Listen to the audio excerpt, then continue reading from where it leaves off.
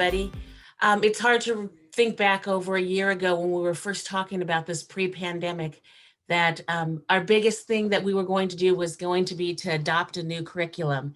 And and then we are here. And so I couldn't be happier that with our choice to go with Wonders and Maravillas. Just as an overview, these were the strengths that we found from all of the implementation work. One of the biggest strengths we found from this is that tech personalized, accessible learning and differences. There isn't any way that we could have made it really to the extent that we have without having adopted Wonders Maravillas for our elementary students.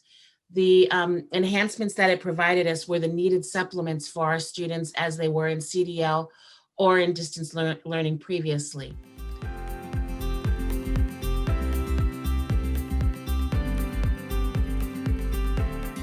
So the amazing thing about the online access to the curriculum is that everything is there and already organized for them.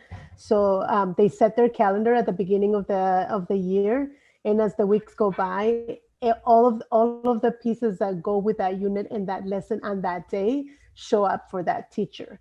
And if the teacher wants to skip a day, they can automatically go to their calendar, skip the day, and then everything else is moved into the next day.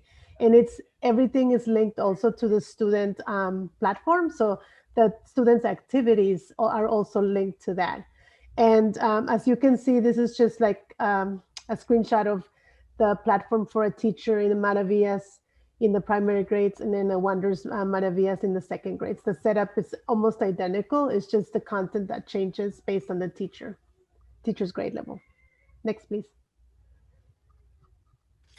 And one thing I wanted to speak about real quickly when we're talking about the student resources, when the pandemic hit and we moved into CDL, Dell had this idea about, hey, let's get our high school students involved with our students and get them into tutoring. So at several of our schools, we have high school students tutoring our students and helping them. And one of the wonderful assets that the digital student resources provides is those leveled text immediately online for them to utilize.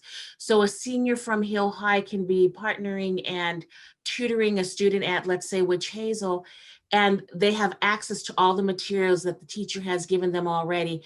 And there you go, another chance for a student to have an engaging conversation and engaging dialogue and learning happening outside of the content area that they are working within.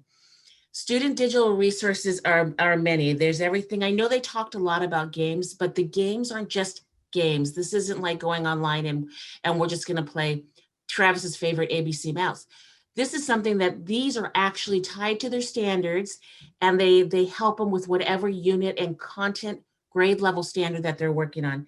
They also have things like word work, writing, like Amanda had talked about, and the teacher can assign them. So that's the student resources that we have available with Wonders Maravillas.